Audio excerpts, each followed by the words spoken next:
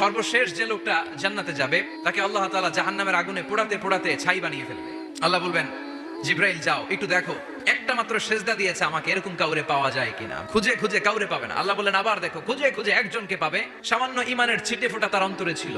আল্লাহ বলবেন যেহেতু ছিটে ফোঁটা আছে, অনেক মাইর খাইছে, ওকে বের করে জাহান্নাম থেকে বের করে একটা নির্ধারিত দূরত্বে রেখে দাও, রেখে দেওয়া হবে। কিন্তু জাহান্নামের আগুনের লেলিহান শিখাতে তার গা ঝলসে যাবে। সে আল্লাহর ডেকে বলবে, মাবুদ তোমার কাছে আমি কিছু চাই না, জাহান্নাম থেকে তুমি আমাকে বের করেছো, জীবন নদীর পানি তুমি আমার গায়ের মধ্যে ঢেলে দিয়েছো, আমি আবার সজীবতা ফিরে পেয়েছি। আমি তোমার কাছে জান্নাত চাই না, শুধু নিরাপদ একটা দূরত্বে আমাকে রেখে আসো, যাতে জাহান্নামের আগুন আমারে কষ্ট দিতে না পারে।